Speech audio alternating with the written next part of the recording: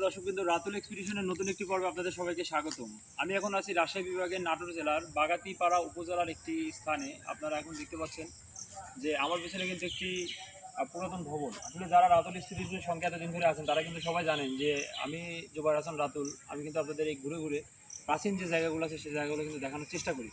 By the grace of almighty আল্লাহ, আমরা আজকে ঘুরতে ঘুরতে এই বাগাতিপাড়া উপজেলায় একটি প্রাচীন একটি জমিদার বাড়ি বলা যায়। এই জমিদার বাড়িটা দেখে কিন্তু বেশ নান্দনিক সুন্দর। এই জায়গাটা কিন্তু দেখতে দেখতে এখানে চিনে গেলাম এবং কিন্তু চোখে কাড়ার মতো একটি দৃশ্য কিন্তু এখানে ফুটে উঠেছে। যদি একটু কাছে থেকে আপনাদের দেখানোর চেষ্টা করি, তাহলে একটু যদি কাছে যাই আপনারা দেখতে পারবেন যে এর যে কারুকার্য, এই কারুকার্যটা কিন্তু বেশ চমৎকার একটি শৈল্পিক কারুকার্য কিন্তু এখানে ফুটে উঠেছে।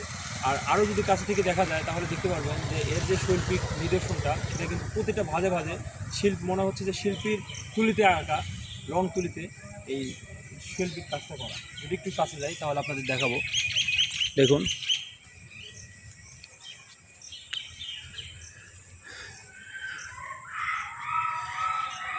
এই জায়গাটাই কিন্তু একসময় শক্তিমত্তা নিয়ে কিন্তু এখানে দাঁড়িয়েছিল এবং এই যে স্ট্রাকচারটা আছে, এই যে এই গঠনটা কিন্তু বলে দেয় যে একটা সময় যে সে সময় ব্রিটিশ যে ইঞ্জিনিয়ারিংটা ছিল সেই ইঞ্জিনিয়ারিংটা ছিল কিন্তু বেশ চমৎকার।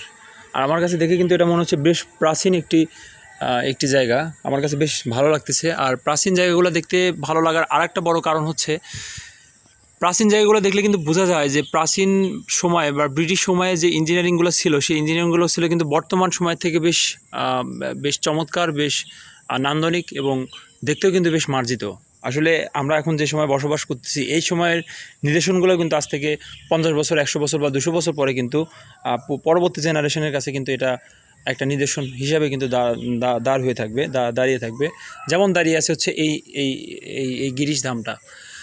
বেশ চমৎকার একটি শৈল্পিক নিদর্শন, আমার কাছে বেশ ভালো লাগছে, সেজন্য ভাবলাম আপনাদের সাথে শেয়ার করি।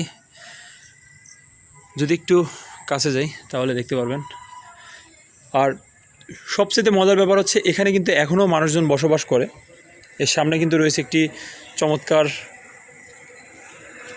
উঠান বলা যায়, বাসার সামনে একটি চমৎকার উঠান, যে উঠানের সামনে একটি লিচু গাছ আছে এবং এর পাশে কিন্তু দেখা যাচ্ছে যে আরেকটি বাসা। এই বাসাতে কিন্তু মানুষজন বসবাস করে ভিতরে। আর যদি একটু সামনের দিকে যায় তাহলে কিন্তু ওখানে একটা ফটক দেখা যাচ্ছে, যে ফটকে কিন্তু হচ্ছে একটা প্রাচীনের একটা যে ছাপ আছে সেই ছাপটা কিন্তু সেখানে সরাসরি কিন্তু ফুটে উঠেছে। যদিও এখানে মানুষজন বসবাস করে বিধায় এই মানুষের প্রাইভেসি নষ্ট না করার কারণে কিন্তু ভিতরে ঢুকছি না বা প্রবেশ করতেছি না, কিন্তু তারপরও বাইরে থেকে যতটুকু দেখা যায় ততটুকু কিন্তু দেখতেছি। এবং বেশ চমৎকার একটি শৈল্পিক কিন্তু কারুকার্য কিন্তু এখানে ফুটে উঠেছে। এই যে ফটকটা আছে বা দরজাটা আছে, এটাই মূলত এই বাসায় প্রবেশ করার যে প্রবেশদ্বার। এবং উপরে কিন্তু দেখা যাচ্ছে যে এই প্রাচীন হওয়ার কারণে বা পুরাতন হওয়ার কারণে দেখা যাচ্ছে যে সময়ের সাথে সাথে এখানে বিভিন্ন পাখি কিন্তু এই বটের যে বীজগুলো আছে সেখানে কিন্তু এখানে ধীরে ধীরে ফেলার জন্য কিন্তু এখানে দেখা যাচ্ছে যে বটের গাছগুলো কিন্তু মাথাছাড়া দিয়ে দাঁড়িয়ে আছে। এবং এই জায়গাটা কিন্তু বেশ ছমছমে একটি পরিবেশের মধ্যে বিরাজ করতেছে।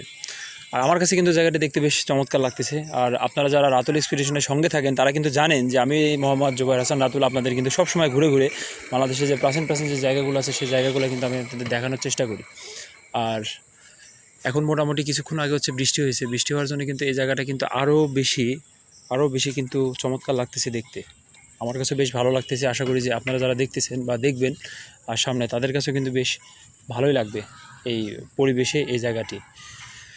সবাই ভালো থাকুন, সুস্থ থাকুন সুনিশ্চিত নিরাপদে, এই কামনা করে রাতুল এক্সপিডিশন থেকে আমি মোহাম্মদ জুবাইর হাসান রাতুল আজকের মতো এখানে বিদায় নিচ্ছি। আসসালামু আলাইকুম।